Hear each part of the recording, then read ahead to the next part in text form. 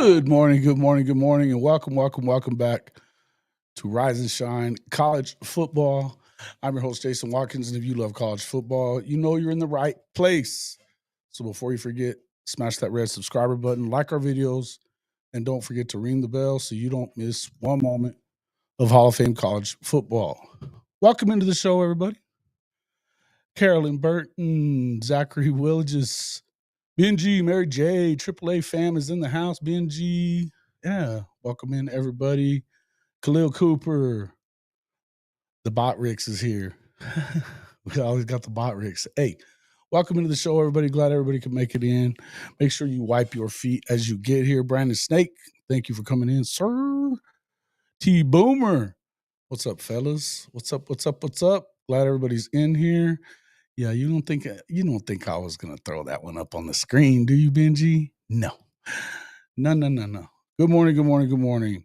Scott Walker, Professor. What's up, my guy? Yep, you're reading that right. On the bottom there, we will have Coach Smook jump in here in just a few minutes. We're gonna talk about a few things.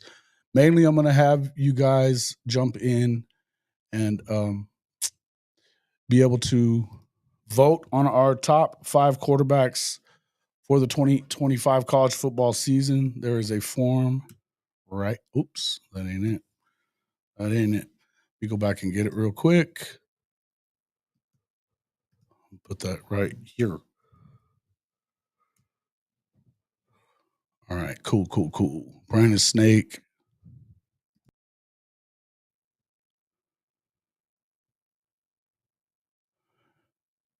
Can everybody else hear me?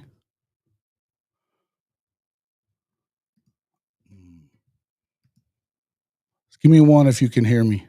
Give me a 1.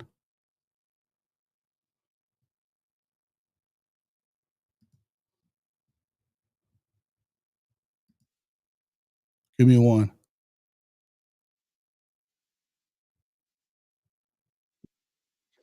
Oh, I can hear.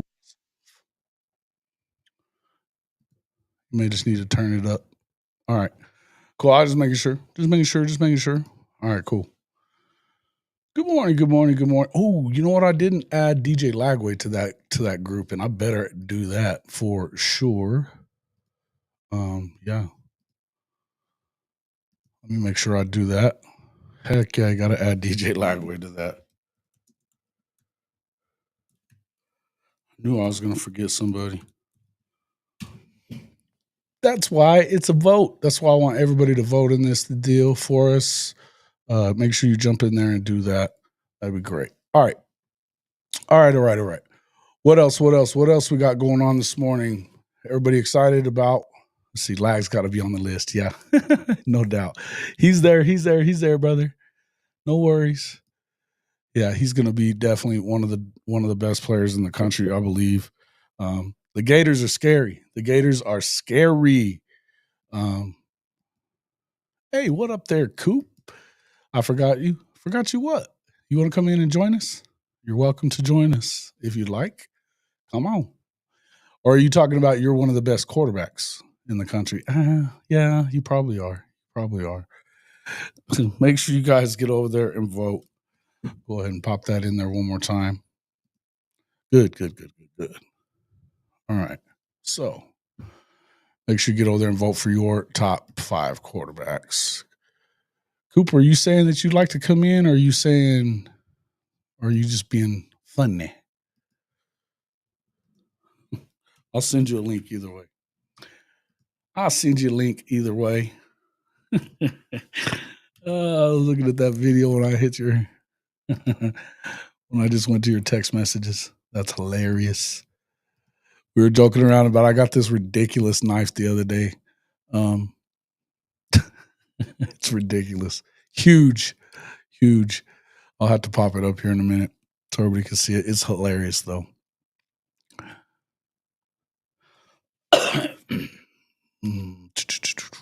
Perhaps. Let me clear something. All right, it's in there. Every dinging him on accuracy this year, but he was throwing all arm. His plant leg was hurt. Yeah, no doubt. Dude, he's going to be a player. That's all there is to it. He's going to be a player. Who are some of the other ones? Let's see. So I'm kind of taking a look at what we're talking about. I got to ask Coach Smook, who's it going to be? Is it going to be Ty Simpson? Is it going to be Keelan Russell? Is it going to be possibly who's the other guy? Austin Mack. Who's going to start?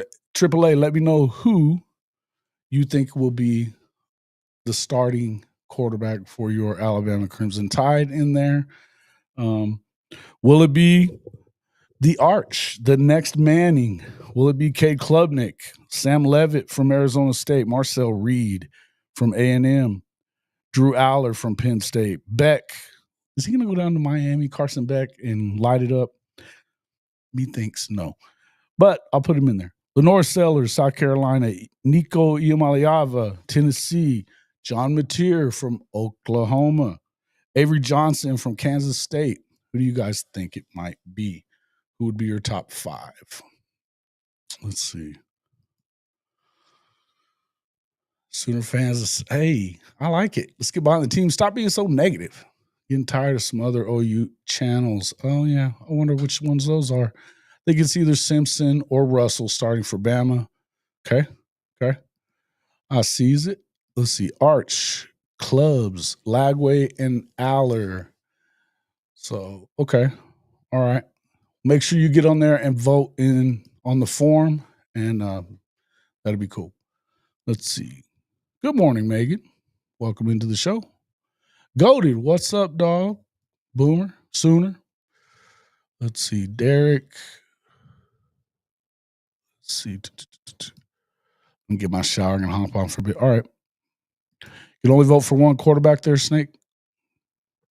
All right. Cool. You can vote for 5. Who do you think are going to be the best 5? Just give me the best 5. Oh, it only allowed you to vote for one quarterback. Oh, damn, that ain't what we want. Okay, I'll fix it. I'll fix it here in just a minute. When Smook gets in here, I'll make sure to fix it. So wait to go do that for just a minute. I can make it. I can do it twice. Well, I can fix that pretty quick, but I don't want to do it while we're in here. Yeah, registered badass. He's a baller, man. No doubt about it. No doubt about that. Good morning, Sooner Fan 71. Yeah, I got you, bro. I was trying to throw it all together at once. My bad.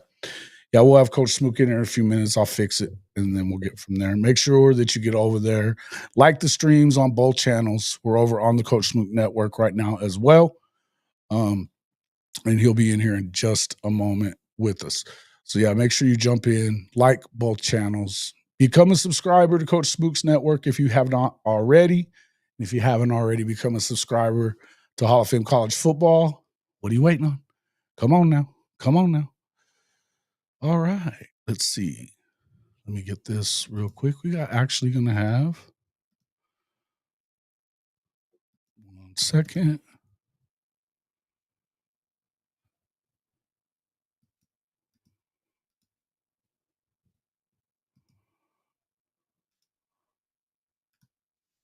Welcome into the show from Unfair Sports.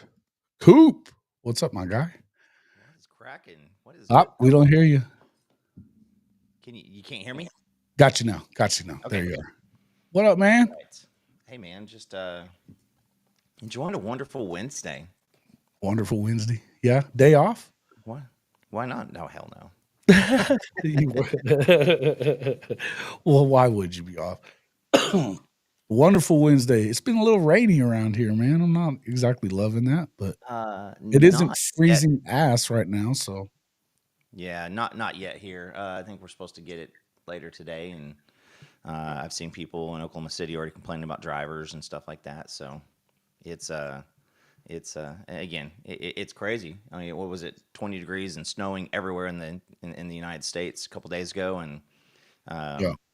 And now, it's 60 degrees and raining today or whatever. So kind of crazy.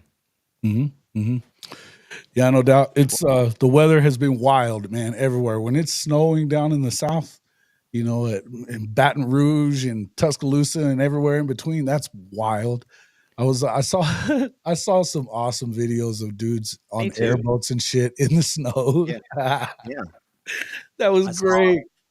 I saw a cat down in Florida experiencing ice for the first time, and it was like if you've ever watched the What? famous cat Yeah, videos where like they jump on the foil and they like they just spring up and bounce, go crazy. It looks like that. yeah, yeah, no doubt. Yeah, man, it's pretty crazy when then you start. I saw a guy, a couple of people like they were surfing behind golf carts and doing shit like that. But the guy on the airboat in the Fan snow boat, was yeah, that hilarious, that was pretty funny. hilarious. I mean, listen, Cajun's gonna Cajun. Facts, yeah, they will. I'm a weatherman living in Norman, says Sooner fan 71. Hey man, good stuff. You've had plenty to talk about lately, huh? It's a good And place to weather always me. do living in. Hey man, being in Oklahoma, it's tornado country. You get it all. Get it all. All right. Yeah, Alabama it's weather has been wild in Tuscaloosa, and if it snows here, you know it is. Oh, no doubt. No doubt, man. No doubt.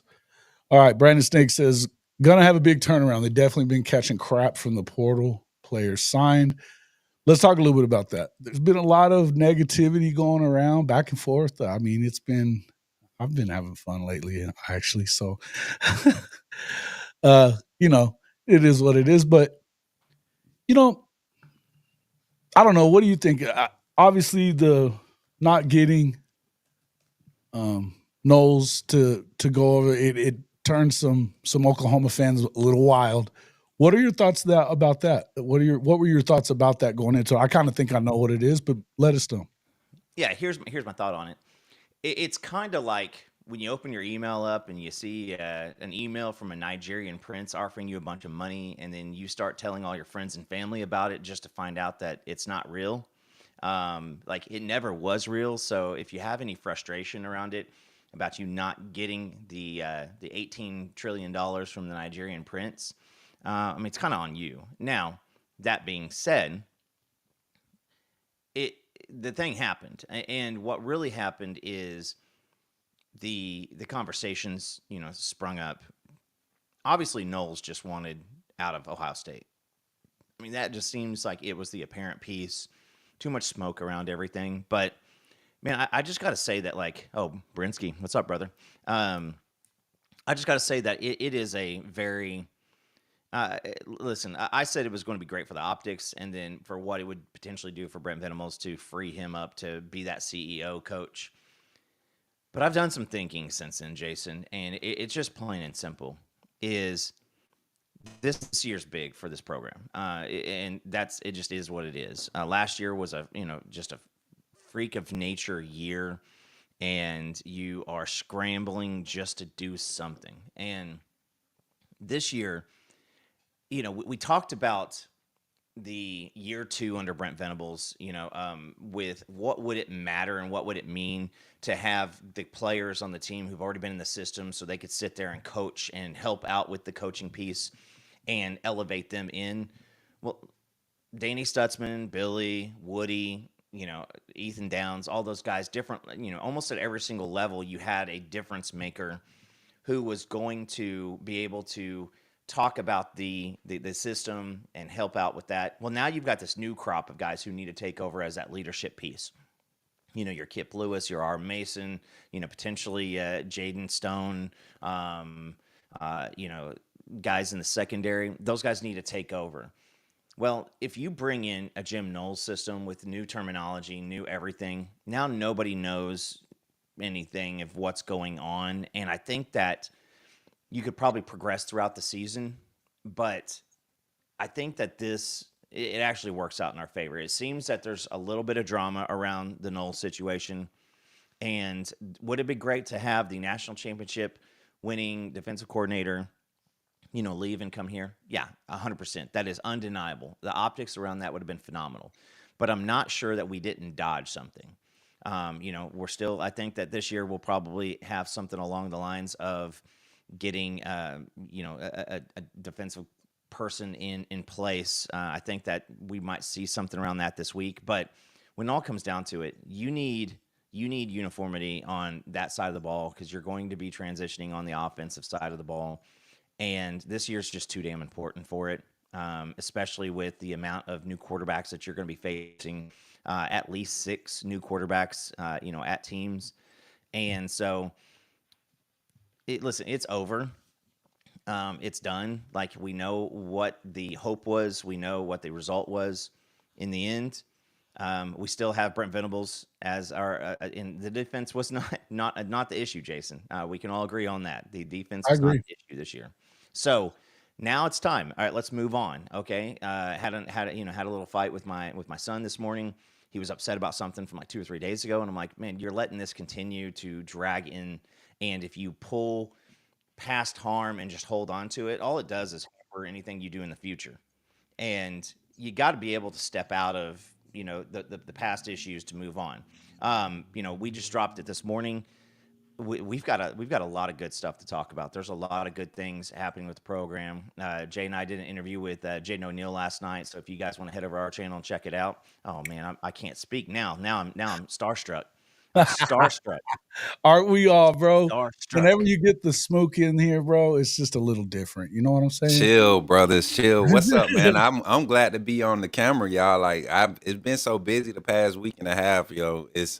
I'm glad to be interacting. It feels good to be on camera again. Man, Like, we're glad to see you in here, bro. We couldn't come in here and have a discussion about quarterbacks without talking to you too. listen, man, and Yeah. talking it with Coop and Jason is about to be fun. I already know this is gonna be a good topic of conversation today. We've actually been talking about, Alabama has their own quarterback situation going into the spring, with Jalen Milroe moving on, not having the best of Senior Bowl practices right now either. I've got my own connects down there, and he still just on that slight decline, but quarterback situation is hot and heavy at Alabama. So today's top five conversation gonna be very interesting. Yeah, Definitely. it is. And guys, let's don't get it twisted. Look, quarterbacks make the world turn. It is hard. I mean, you've heard anything around here in Oklahoma. You've heard Gabe Eicher talk about in the NFL, like when you have a quarterback in the offense that gives you a chance to do great things, everybody shows up with a different mentality. Everybody does. And so, whether it's you rolling out a Jalen Milroe who that you can go out there and ball out with, whether it's going to be Simpson or Russell or and I always forget about the other cat, but whoever it is, like these programs are going to be elevated and are going to be ranked higher because of the quarterbacks. Yeah. And you can't do it. I mean, you got to look at the Super Bowl, like. It's Pat Mahomes. Now again, I'm sorry, officiating crew, if I said his name too aggressively. Don't penalize me. Um, Please. and then you got Jalen Hurts, and it's just two different types of quarterbacks, two different things. But those guys are some of the best quarterbacks in NFL. And it's the same thing with college. I mean, you don't see a program who goes out there. Look at Penn State. Penn State. What is the thing that always stops them? Quarterback play. It doesn't matter. Their level with Drew Aller. Like everybody's like, oh my God, Drew Aller, he's that next guy. Well, we've heard that about the previous 6 Penn State quarterbacks also, and I don't know if you think going into the season as a Penn State fan do you feel like he's a guy who can take you that route? Do you think that he's a guy that can continue? And listen, look at the people leaving Mm. Penn State at wide receiver. I mean, that should tell you a lot. And so quarterbacks make everything turn. NFL, college football, etc. I mean, you don't play in the UFL or the Canadian League without some guy who can at least do something for you. And so that's it's if you got a quarterback, you have a positive outlook on your season. 100%. No, dude, and it's exactly where it starts. That's why we're going to talk about the top 5 coming into 2025, because if you ain't got a quarterback, you don't have nothing. You know what I mean? It's just kind of how it is, man. You know what I mean? So let's kind of jump into it. I was asking the AAA fan there, Smook, who is going to be the quarterback? I knew you were going to let me know once you got here, but who do you think is going to be? As far as for Alabama, Yeah. I've went back and forth with this conversation a lot, especially coming towards the end of the season when it was announced that Keelan Russell was going to be early enrollee. All of the information about his just communication with the staff But you turn on the film, man. You don't bring a kid like that on campus in this phase of where you're at in the transition, as far as a coaching staff. You look at where Alabama is set up at right now in our transition. There's no reason not to believe that a true freshman quarterback will come in and be the starter for this offense. This is not a offense that's, as far as concept wise, it's not confusing. And when you line up the talent and you look at what's put out there as far as talent, just pure talent, what you want from the quarterback position, who gives you the best opportunity to give outside of what you call as a play call, give you a chance to be turn that play into from simple to great, right? And I think you got the true freshman in Keelan Russell that's coming in with a lot of hype and for obvious reasons. Yeah. You just look at my primary thing that I love to highlight. I always highlight this with Keelan Russell is look at how he layers his deep ball, man. Look at how his ability to identify coverages on the third level in first phase, drop back. Like it's amazing to see him dissect the secondary and the safety level in the middle of his drop back, and he could check off of that quick when things don't look good early.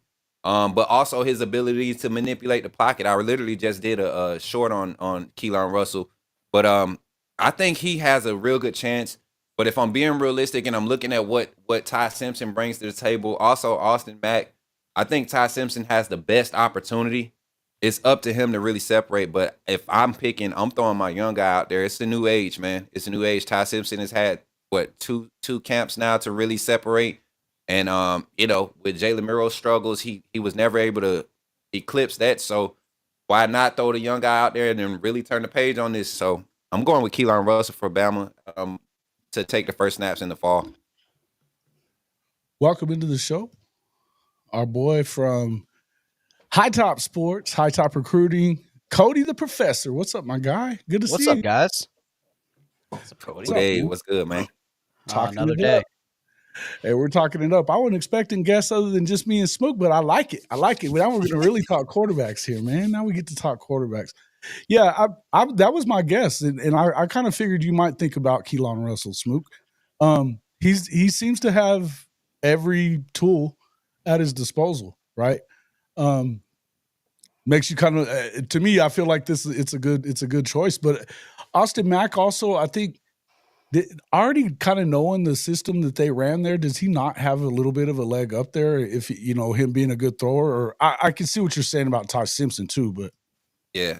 I think with Austin Mack, man, it's been more of a development curve for him. A lot of the mechanics just weren't there coming in early, and everybody forgets he came in. He was an early enrollee at Washington. He really didn't, get implemented. It was more so of a year of like getting into the college game. The physicality standpoint, there's no questions there. 6'5", 6'6", 230, 235. Very athletic for his size, not super speed, but very strong. The arm talent is developing there.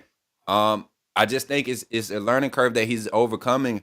And he's one of those guys, man, if he just sticks to focusing on development, man, he's a one-year guy. You put him on the field 1 year in this day and age of college football and what the NFL, the scouts at the NFL level, they like to look at as far as development pieces is in the draft. He's a guy that can benefit from sitting another year and possibly being your 1 year guy, that can benefit. But right now, this year, it would have to show up in spring, and I really just don't see it if Ty Simpson is the guy that they're leaning towards right now. And to me, Ty Simpson has more discrepancies that I have concerns about in between the ears than on the field as far as mechanics. But other than that, man, I just think Austin Mack is in that development curve. He's going to be good, man. Whether he stays and develops or he hits the portal and gets to start next year. But he's going to be a good kid. With Keelan Russell, man, he's different. He's different. And I see somebody in the chat ask if Russell was hurt. He had a little ankle tweak, but by spring ball, when they kick out, he's going to be fully operational, available for fourth quarter program here February 10th. So I don't see anything holding him back from making even progression in that quarterback competition during these off-season workouts. Okay. All right. Well, I think it's set up for a good quarterback competition. I think you've got three guys that are super talented as far as Keelan goes. I mean, that guy, you've seen everything you've seen on him. He's just got all the tools. So if you're going to see a guy that's going to come in, much like what we saw with Professor's guy, DJ Lagway, kind of came in ready to rock and roll. Yeah. You were talking a little bit there in the live chat there just a few minutes ago, Cody, about him having some accuracy issues where he wasn't really planting on that front foot because of the fact he got hurt, Yeah. What are you guys' thoughts about him coming in? I think everybody's excited about DJ, right? The biggest problem with DJ is he was using pretty much his entire arm to throw. There's no hip rotation. He wasn't planting his feet. So you had a lot of balls that probably got a little flighty on him at times. But you got to understand, with a hamstring injury, it's tough, and we don't know how bad it really was. I mean, when he got the injury, he was carted off the field. I know they did everything they could to get him back because Aiden Warner was not the solution. But I think that with DJ, he made some freshman mistakes. Red zone INTs are the as much of a freshman mistake as you can make, right? The red zone, it gets, all the coverages get really tight, and he threw some balls in the red zone that got picked off and were not great. Deep ball accuracy, probably the best in the nation. That kid can sling it and drop it down into a bucket. But I think they're going to work on his footwork a little bit. You don't change his mechanics, and then when he's healthy, watch out.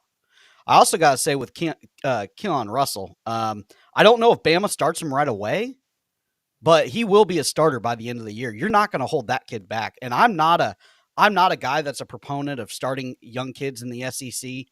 But I think that's changed from a couple of years ago. I think they're kind of dumbing down the offenses. There's a lot of motion now. You can stick a young guy out there, only make him read half the field and start slinging it. Oh my God, Coop, did this guy watch our stream from like the beginning of the season? Y'all remember we were literally talking about the transition of the college game being so simplified because it's all about space now.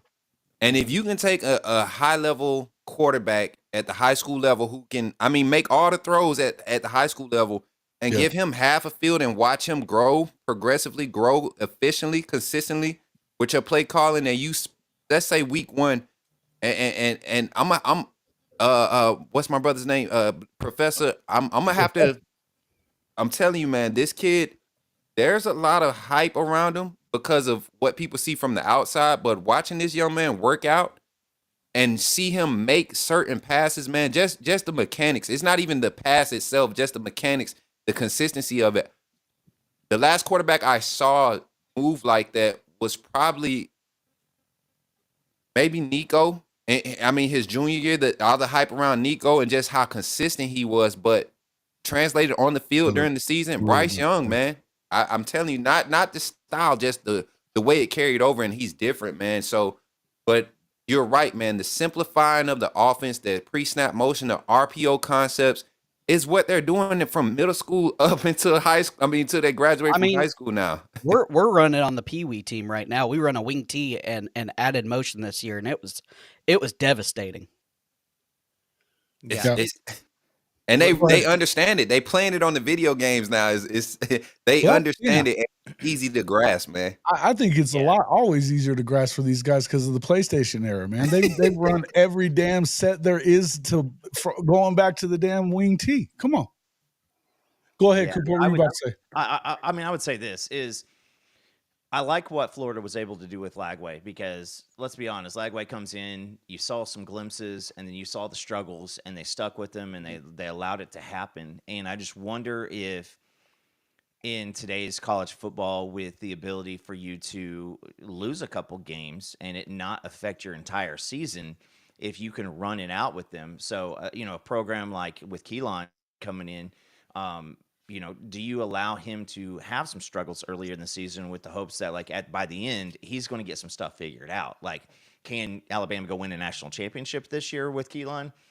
I have serious doubts about that, but can you prepare and put yourself in a really good position to be a contender and a leading contender next year?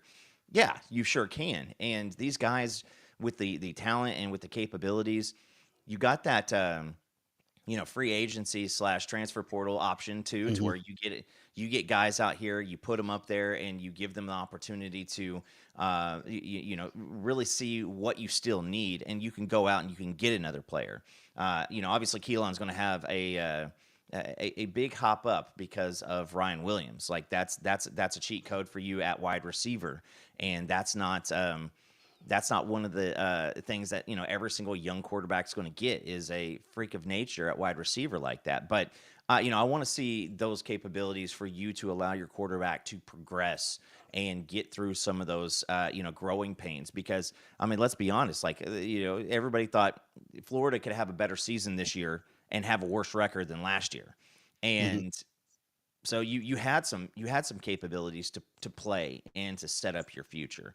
And now what is it? You looking into 2025, and a lot of people are have Florida circled as a big surprise contender, with Lagway at the helm. And now there's not a lot of guys who are calling for that job to be opened up. And now if you go out this year and you see a lot of struggles, yeah, sure, like that's a different story. But this year is another big year for college football, to where it's kind of wide open. You don't Yeah. have your dominant team. You have so many new faces across the country as far as quarterbacks go. You look at the Heisman odds. I mean, several of those guys are in new situations. So does their success from the previous stop carry over, like a John Mateer? How does his how does his quarterback play, get upgraded with the talent around him, but coming into the SEC, how is that going to help out? So, but again, I go back to what I said at the beginning, is when you have a quarterback that you can roll with and feel good about, like that, your season outlook just is completely different. Yeah, and I think when we're talking quarterbacks, I think you really need to separate your transfer portal guys, and your younger freshman, sophomore phenoms, right? The guys that have been at one program, and you're watching them grow. I think you really need to separate it, because listen, we don't know right now, right? Not a game has been played.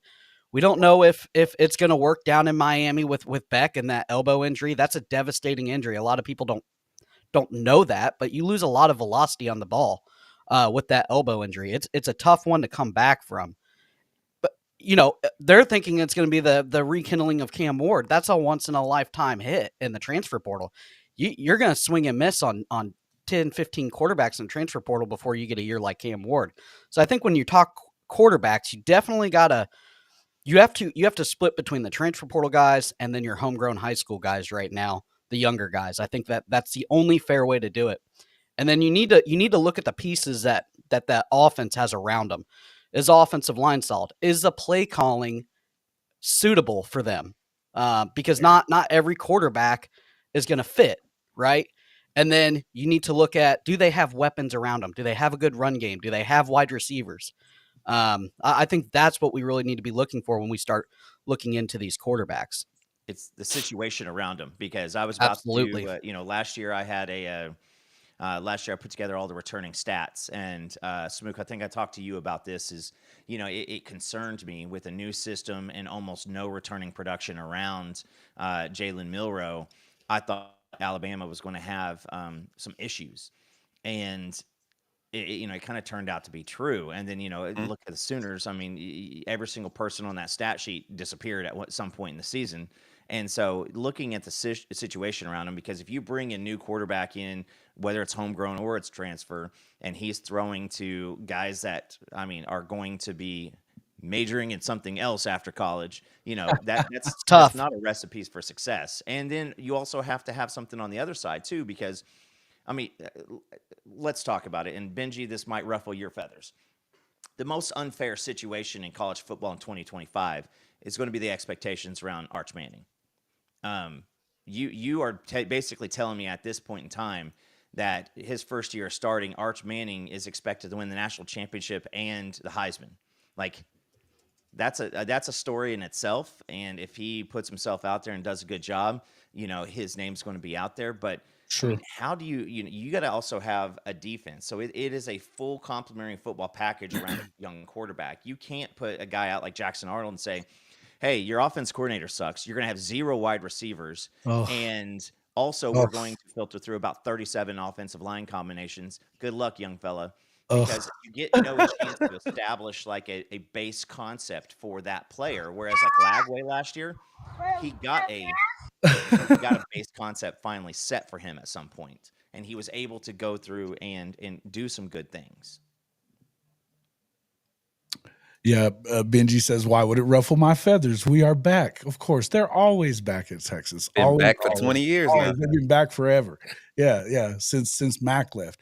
You know, I heard a stat yesterday that surprises me. That the last time they had a quarterback start every game of the season was 2009 at Texas. Colt McCoy. Oh, Cody boy. That's a long time, man, to not have a guy make it through an entire season as the starting quarterback for I mean, whatever reason. But this is the conversation. Like when we talk about the quarterback position, I made a statement on this in regards to just recruiting as a whole. But I think the game of football and what's being available, what's being put out for these players to develop and I mean at an amateur stage, at an amateur level, you see a different level of gameplay transcending into the college level. What we're seeing on Saturdays at the college level, weeks 1 through 4 is what you're seeing all season at the high school level now. Like this type of athletic production. So when it comes to the quarterback position, I see a lot of names on this. I came straight to On3 to see what their top 25 list would be. And honestly, man, top 10 right now, I can tell you right now, they're about spot on to who I was going to say for my Really? top 5. Like they are about spot on, and I'm talking about guys. There's a few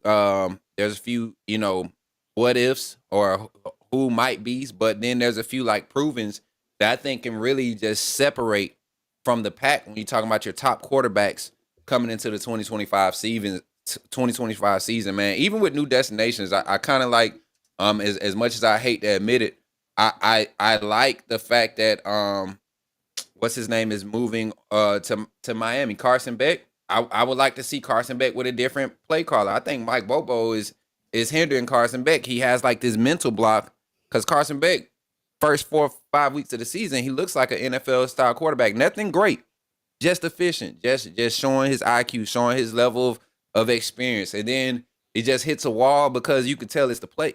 I'm not gonna say it's just the play calling, but you can tell it hits a wall, man. Some point in there was a disconnect.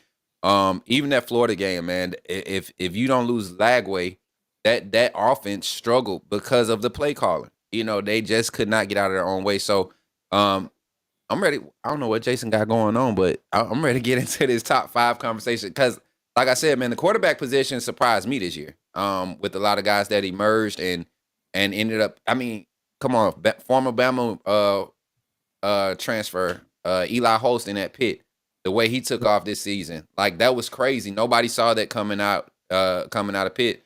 Nor did we see Ohio State quarterback. What's his name? It's not Howard, is it? Will Howard, right? Will Howard. Nobody saw him turning it on and clicking at the time he did, and you look at him as draft stock. Come on, look man. Look at the cat for Syracuse too. I mean, just a lot of them just show. Even Penn State quarterback Drew Aller, we was just not getting all the hype that's around him. I don't like it, but you turn on the tape and he does exactly what needs to be done for Penn State, and I think he could turn the corner coming into his second year as a starter, third year full-time starter, second year, 2025. So it's gonna be a pretty solid conversation today. Hey, listen, jump into it, man. You guys go get started. I was just about to try to pull up some pictures, but we don't have to go there. Look, I think obviously when you start looking at when you look at the SEC, I think you got to talk about Garrett Nussmeier. He's one of the few guys that's going to be coming back. He had a big year. He's got a first round grade. You know that they always have receivers coming out of the freaking swamp in Baton Rouge. They just grow them around there. I swear they got a factory down there. So to me, I think he's got to be one of the top 5 in my opinion. I just wanted to kind of get into what you guys thought on that, but I don't think that there's any doubt he's got to be in your top 5. The way he played this last year and the way that they seem to play offense there down in Baton Rouge. Yeah, I really like Garrett. His dad is an offensive guy, offensive coach. He's a coach's son. The kid knows the playbook. My question is actually not on that side of the ball. Is can they put a defense well enough together to win games? Because No. probably not. Right? They fired the whole defensive staff last year. Brought in a bunch of guys. It didn't work out this year. I know it takes a while. They went heavy in the transfer portal. But the question is, when LSU was dominant, right? They had a great run game. They had excellent quarterback play, and they had wide receivers all over the place. But they also had a defense that could get you a stop. And I think sometimes with the quarterback position, a lot of people drag quarterbacks because they look at that win-loss. Oh, well, this guy's on a 2-10 team. He sucks.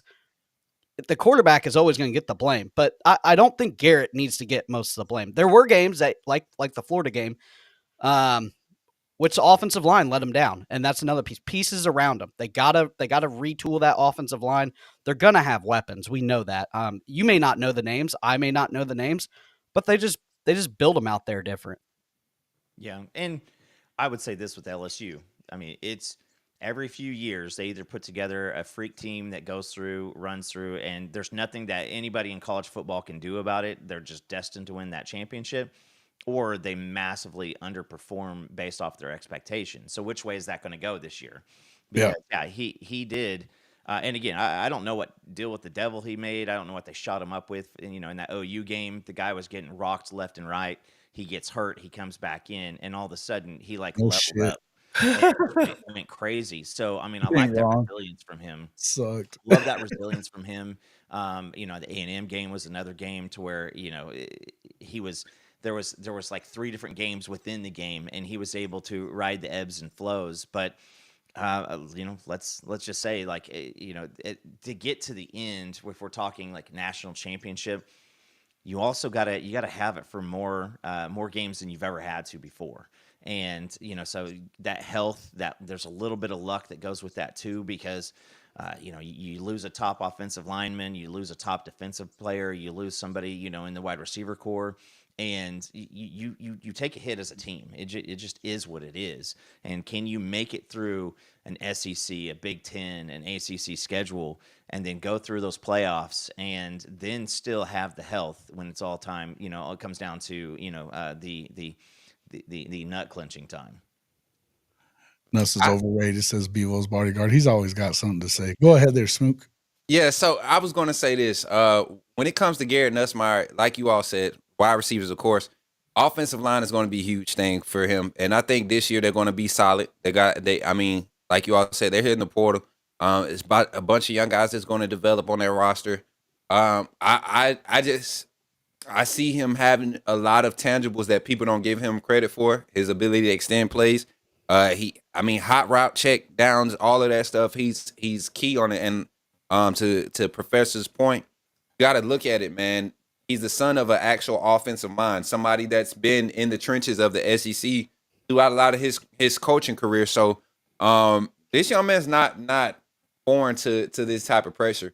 My thing is this, man. I think a lot of it has to do with coaching that's going to keep him from exceeding or going to the next level. I think he's going to be first round regardless of how it turns out, win-loss record. He will put the numbers up. But as far as him being in like those runnings for those big awards and the accolades that you want to go with that whole track record, you might see a little stumbling there because of Kelly. I don't trust the offensive staff. I'm looking at the wide receiver room though. They got Nick Anderson from you all. I think that's going to be huge for him. Chris Hilton Jr. is another redshirt senior. I think he's coming back for another year. If he's healthy, that's another guy you could look at for Nussmeier to kind of dial in. And they're going to have another tight end emerge. LSU has been secretly just pushing out tight ends. They're going to have a solid running back room. It's just about him keeping it together and staying right there in the midst of it. Just staying there right there in the midst of it. So I look at just the whole overall body of work for Garrett Nussmeier. He's set up to have probably the most quality season. Maybe not the most exciting, but the most quality season and maintain as one of the top 3 quarterbacks coming out of that next year's class. And I saw that comment about Arch Manning being the best. I don't know about that, man. He's good. He's good, but I'm thinking Josh Heupel and Nico together year 2 is about to get real dangerous. If you look at that wide receiver room at Tennessee, this might be a real coming out party for my young boy Nico at Tennessee this year. Oh, I Jason, think it could be for sure. I think a lot of that's going to depend on what do they have to throw to. It doesn't seem like they have as much to be able to throw the ball to this year. You better go check that roster, man. Who did Better they go. bring in? Who did they bring in that you really like? I love this true freshman. We see the true freshman wide receiver trend going right now. Thank you. Jeremiah Smith, Brian Williams. There's a true freshman in Travis Smith Jr. 6'4", 205, 4.47, 38-inch vert. The boy has a catch rate. He's really Jeremiah Smith 2.5. I promise y'all, I'm not hyping this up. Turn the film on, say what you want. Look at him. Nico has been waiting for this opportunity. I think Heupel is really about to show us what his offensive mind looks like this year. Having this guy for a second year as a full-time starter. Mm-hmm. I will say they were a very, very run dominant team, and they lost. Is it Dylan Sampson? Yeah. So he's bouncing. Squirrel, who was Nico's comfort, he's bouncing. Their offensive line, they're losing some stuff. So they need to get back and find. I think they got. I want to say the kid's name is Star or something like that. Running back, transferred in from potentially Duke. Don't take that to Vegas. But he a new transfer in. So can they do? Can they depend on that running game? Because if you're a Tennessee fan, you're not super stoked about the offensive output versus what the hype was going into the year. They did get Matthews. He hit the transfer portal for half a minute, and he decided to stick around. I think they have. Is it Thornton? They lost one big guy and one guy's returning. I think Brazel is returning, guy from Tulane. So yeah, let's see what happens there. Schedule flips a little bit with them. Backs and the road games now, home games. I want to see what Heupel does with that offensive line and that running room, because that's going to determine what they can do. Because when they're going to have to run the football, I agree. Do you think Nico didn't have to run a lot last year? So am I gonna go? Yeah, go ahead, bro. Okay, sorry. We gonna get a freeze face. So I think the quarterback play and the offensive production is going to be better this year with Nico. I think that's just. He's going to just more time. He's going to get with the receivers. They're going to figure that out. I think they're going to lose more games this year, though. I think defensively, they're losing some guys, and I don't know. They've at times kind of just won games by the defense. They're losing some pass rushers. They're losing a couple cornerbacks, and truthfully, they're not recruiting elite on the defensive side of the ball right now. They kind of got picked on by some SEC schools. They got some guys. They definitely got some offensive linemen coming in that are very, very, very good as freshmen. But in the SEC, I don't know if I want a true freshman starting on my offensive line. But I think the quarterback play goes up, and they lose a couple of more games, one or two, not a bunch, not a giant, not falling off a cliff. But I agree with that. I think you see sort of like a Bryce Young first year starter season from Nico with his production. You remember how Bryce Young came in and we won a lot of people don't want to admit it, man. Bryce had J-Mo and Mechie, and we didn't blow teams out that year. Like, we were winning a lot of those games just by pure just talent and a quarterback who just had a crazy understanding being in a system that he was adept to for 2 years. Nico's coming into this system. This basically his third year under Heupel. This is about they had to run with Sampson to see Nico develop properly. And towards the end of the season, man, they played Ohio State. We saw Ohio State just turn on a switch in the playoffs, like going into the playoffs. They just turned it on. Nico's performance against Ohio State was nowhere near telltale to what I think he's going to be able to come into next season with. And like you said, I think because of that, his arm talent is going to be on display. It might result in a few more losses because of where they're playing at, but his talent and what he's going to produce is going to be a lot higher and a lot better than what people are going to give him credit for because of the win-loss. And when I look at quarterback as far as skill set, I don't necessarily put the win-loss factor in there. I look at what they did in that win-loss factor. You got a quarterback that's going, 310 for 2 touchdowns, 21 of 40 completions, 7 drops. That's not on the quarterback. 28 or 40 is a different game. If your wide receivers catch it, it's not on the quarterback every time. So I think Nico's going to be right up there. So I got Garrett right there, like you all said, and Nico is right there behind him for me. I just feel like this is the year it clicks with him and that staff. Real quick, thank you, Bishop Frank. 3 gifted memberships to Hall of Fame college football. One of them went to the 918. One of them went to KT from the AAA fam, and one went to Don McCloy as well. All AAA, I believe, right? All members of the fam. So, hey, appreciate that. I had a glitch on my side. You don't have to repeat it. No, KT, Don McCloy. Thank you. Thank you all for your contributions. Hey, Bishop, thank you for gifting those memberships to my bro, man. I appreciate you. Appreciate that a lot too.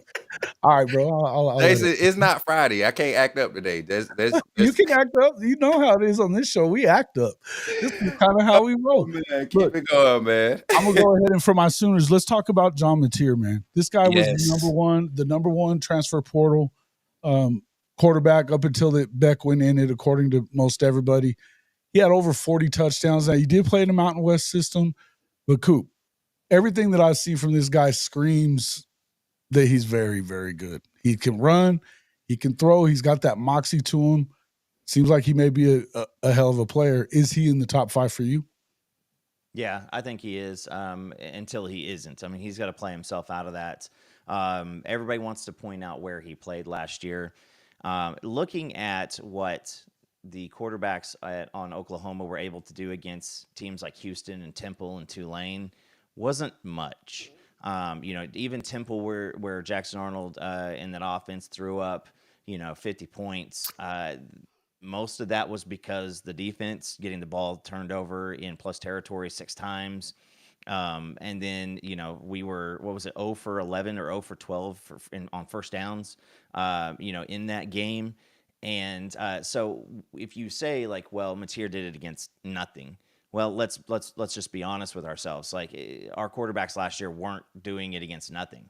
Even Maine, it took just an absolute busted play for, the most explosive passing play of the season from Oklahoma with Jackson rolling out and just tossing it deep to J.J. Hester. So I think it starts with Arbuckle. Arbuckle has the capability of, changing the offense based on the quarterback and changing the offense based off of what you're wanting to do. I'm going to harken back to Lincoln Riley coming to Oklahoma, being more of an air raid guy, and then walking in and Stoops going, we're going to run the ball. See that fella over there? His name's Joseph Mixon, and that fella's name's Smaje Perine. Those guys are really good. We're going to utilize those guys. We're going to use the tight end, and we're going to get that into play too, and we've got a good crop of wide receivers. Well, then you are consistently dictating with, on offense, what you're capable of doing. So Mateer is going to be able to come in. He is going to have an offensive line that still needs to show us how good they can be. I think that with the transfer portal and with some of the younger kids and some of the development that happened last year, it's going to be a better product right there. You brought in a couple of wide receivers. You get a couple guys back from injury. And he's going to have more explosive athletes around him. So John Mateer doesn't have to go out and be the hero ball player. He doesn't have to go out and be the guy who is expected to throw up 400 yards passing or 6 touchdowns in a game or anything like that. He can go out and he can just make the throws that are there for him. We saw so much film, whether it was Michael Hawkins or Jackson Arnold. They had pockets, they had guys running open, and they just didn't see him. And I think that that's where Mateer is going to bring, familiarity with the offensive system. He's going to have that experience, and he has that moxie. Like, you've already heard it. Now, again, Underwear Olympics, everybody's measuring each other, seeing how bigger, faster, stronger they got over the past couple weeks, and he's throwing on air. But he's walked into the building already, and he's already taken the leadership role. And as a quarterback, that's something that you gotta do. You got to be able to have that. And so I think Mateer is going to have that opportunity to come in. He gets a good test, week 2 with Michigan coming into town. Michigan is going to lose a lot on defense, but from the optic standpoint and from the momentum standpoint, you let Michigan come to town. If you're able to go out and beat them, and Michigan's offense was about the same as Oklahoma's offense last year, and so that's not a daunting task on the defensive side. This But is not a how does good thing. Yeah. how does John Mateer go through progression of his role here at Oklahoma, and can, by the time that you hit Texas or in that middle of the season, I believe that Oklahoma's 8 of their last 10 games are against ranked opponents. So I mean, Oklahoma, again, not anything, no favors. And Professor, you're the only one in here that I can say this to, but you know what it's like, with the strength of schedule situation. Like, Florida had a pretty daunting task last year, and again this year. Mateer's going to have weapons. He's going to have assets around him. Can he go from a guy who was the heart and soul of the entire team, to just being the heart and soul of the offense here at Oklahoma? And so that's where I think that Mateer is going to have the weapons. He's going to have the capabilities to get out there and to do some really, really good things. And the bar's low. And so we as fans are going to be very, very okay if he just comes out and completes the passes that he's supposed to, hit guys that he's supposed to, not throw a fastball on a 5-yard slant route. How do you put the ball in place? And I think that touch and that capability to do that is going to separate him. Also, as the offensive line continues to gel, dude was sacked 31 times last year. So he's used to playing behind a little bit of a leaking dam at offensive line. So he's got the mobility, he's got the capabilities to do it. My one concern is getting hit by dudes at Stanford is different from getting hit by dudes in Michigan and Alabama and Auburn. And so how does that work? Because we saw it with Jalen Milroe. When Jalen Milroe and Alabama came to Norman, the tone got set pretty early. He takes one of the design draws, and goes right up into the line, and Danny Stutzman sticks him before he can get any momentum. And all of a sudden, that became like, let me think about that before I do that again. And you saw him become more of a passer, and that's where I become think one-dimensional. It's going to be a very, very big deal for Oklahoma this year. Is how can he continue to run the ball, and can he stay healthy? Because I like Hawkins, but Mateer is here for a reason.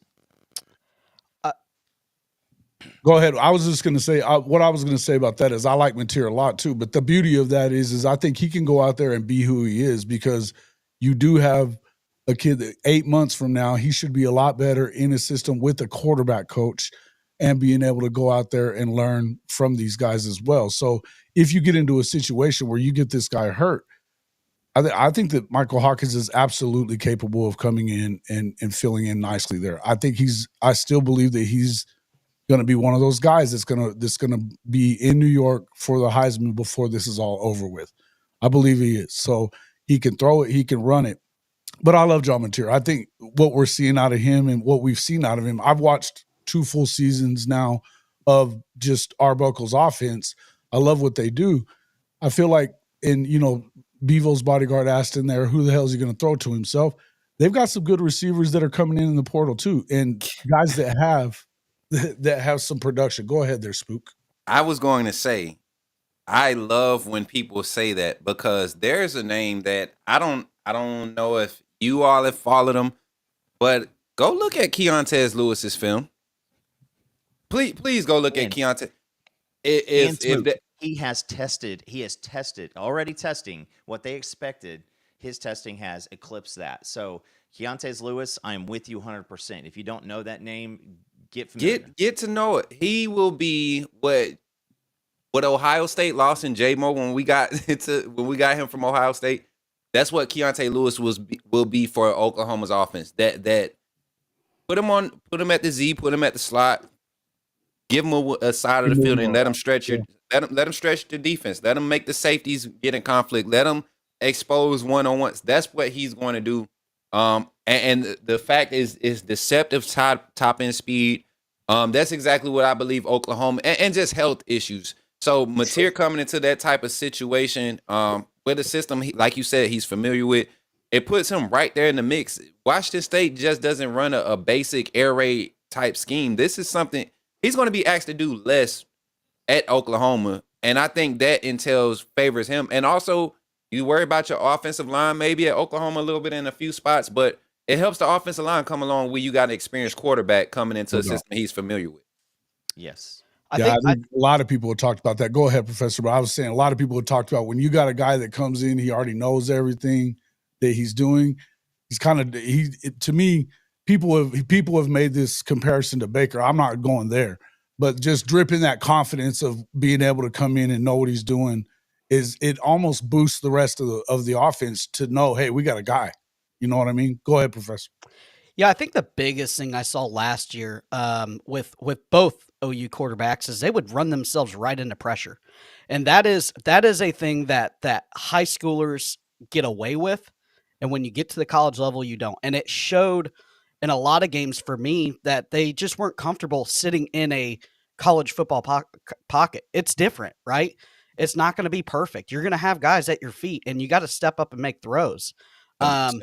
And I like that is the one thing with Mateer. I think that you are getting a leaps and bounds. And I'm not dogging on Hawkins or Arnold. I think it's one, they were young, they didn't have a lot of playing time, both of them, and that's what happened. Situation too. Yeah, these kids like to roll out to their left and right, and then they don't realize that the guy coming off the edge is 270 pounds and runs a 4.4, 4.5. You know what I mean? They just don't. They don't realize it. They're not understanding to just all you got to do is move, step up, just step up, make your throw, step up, make your throw. And I think the offensive production, you're going to probably get 14 more points a game just off Mateer not getting sacked like that, even when the offensive line is bad, right? You look at a guy in Mertz, nobody gives Billy Napier any credit for what he did with Mertz. Nobody wanted Mertz, right? He was a decent, workable quarterback. He looked really good that second. Yeah. And it's like, guys, it's not rocket science. It's just developing your pocket presence. Yes. Yeah. My one biggest question for OU though, are they going to get this running back rotation right? Because at times it felt like, what are you guys doing? Yeah. Well, I would say this, and I've said this a lot, is Please. When you walk into a house that has just been destroyed, you walk in, you look, and there's multiple rooms, and you're like, where do I start? Like, where do I start making this good? And I think that with the offensive line, you never know who is in front of you. There's so many injuries with that situation last year. As a quarterback, you learn how to not trust that pocket. You learn how to not, feel comfortable because you can drop back and it can be clean. And you're like, what's going on here? And then you drop back and there's 3 guys in your lap. And then with running backs, same situation is you have a Gavin Sawchuk who has continually just dealt with injuries. You saw Javonte Barnes, and he was just like, I'm just taking the ball and I'm just running. It's just when I get the ball, I'm running to a point. Whoever the hell's in front of me, I don't care. There's that. You had Taylor Tatum, who was a freshman, and it seems like every few snaps he was going to put the ball on the ground. And you had X-Rob, who came in at the end of the season and really showed out. So I think you've got the assets and the tools there. Oklahoma fans are not happy with DeMarco Murray and how he's done the running back rotations for quite a long time. And it's been not 1 year, not 2 years, not 3 years, not 4 years. I mean, it's several years. And so I think that with the quarterback being, a steady piece, with the offensive coordinator being a steady piece and more reliable assets, best ability is availability, right? Doesn't matter how good Ryan Williams is. If he's on the injury list, he ain't helping you. Yeah. And so you get all those things as of right now taken care of. The injuries are pretty good. I think that running back capabilities, are going to hit a next level because the talent's there. It's absolutely there. But can DeMarco Murray really find somebody, who is going to go out there and be that bell cow running back? And I think a lot of that also has to do is just the relationship between Ben Arbuckle and DeMarco Murray, because Seth Luttrell, before he was fired, I mean, the story started coming out before then, but I mean, he just rubbed everybody from Emmett Jones, the wide receiver coach, to DeMarco, to Joe John Finley, to Bill Bedenbaugh. I mean, he just rubbed everybody the wrong way. And so Yep. that thing wasn't really syncing up and working well. And Oh, so it was real bad. my hope here is that the running backs also realize that, there's more capabilities for dynamic offensive play calling, and they're going to get their opportunities. Hold on to the damn ball, and just keep yourself doing what you're supposed to be doing in the recovery room. Right. I think a lot of quarterback situations are set up to have an exciting college football season next year, especially with the new seeing this first year of the college football playoff play out, the 12-team extension. I think the quarterback usage is going to be so different next year. You're going to see a lot more teams pushing to get QB2 out there. I guarantee you, we're going to see a good variety of players throwing the ball. And I'm talking about statistically, there was a time where you would have, 80% of your passing stats going to one quarterback. Well, I see that number dropping. I see it going down to this 65, 70%, because you're going to need to have flexibility in these positions, man. And you getting into this space where a non-conference game against Alabama versus, let's say, Georgia Tech, that game is a game that you would love to use for your sophomore redshirt freshman QB2 to go in and, hey, take the helm because QB1 is beat up. Texas did it, and it benefited them for a certain amount of time. They didn't have to rush Ewers back out there, and he came back out. And a lot of people may not want to agree, but I think Ewers played better after his injury. I think he got time to sit back, get fully healthy, and it became one of those things for him. Well, and you see, oh, my bad. Go ahead, Pro. You saw it a lot too with Florida, right? Everybody was dinging Billy Napier with run that 2-quarterback system, but I mean, I don't know if Lagway has the year he has if he didn't get to give it a full game against Samford. I don't know if he play, if he doesn't play some of those games. I mean, you're talking a kid that had an immense number of number one reps with the number one guys during practice. They were splitting them 50-50. And on top of that, got some real time gameplay. Was it great all the time? No. Did it create a quarterback controversy? Yeah, a little bit, but you know what? You're making $11-12 million. Who cares? Turn the Twitter off. You're running the ship. That's listen, man, we did the interview with OU's 26 quarterback commit Jaden O'Neal last night. Great job, by the way. Loved that. Thank you. If you guys, I mean, that's a kid that you want running your program and being the face of your program. But one of the things he said is he quoted Cam Ward, and he said, "Put the phone down. Turn the phone upside down. Forget about it, because this college football now is more like the NFL than it's ever been before." I wondered how would coaches handle this first year of having some ability to lose a game, lose 2 games. You see kind of where the teams came out of, this year as far as seeding goes. And so I agree with you guys. Like it is an absolute, this is where you need to empty the bench. You need to get more players out. You need to get more guys doing stuff. Even if it means, a potential loss, that's okay. Like, going undefeated is not necessary and may be detrimental to you. Look at Oregon in this season. Yeah, I mean, right. If they don't fix that part, it is detrimental. Definitely. I'm going to say this: the schools kind of did this to themselves when fans, regular fans like us, started donating to a collective, made us feel like, hey, we're a part of that program. We're spending our hard-earned money. We want to see results, and if we don't like it, we're going to tell you on Twitter. And so I think it's ravaged the fan base. It's put it to another level. And there are a lot of people just consuming a lot more content with recruiting. I mean, there's guys with recruiting and everything else. They're watching every little thing that the program does. 5-10 years ago, there was only a couple guys like that. Now you got hundreds, maybe thousands.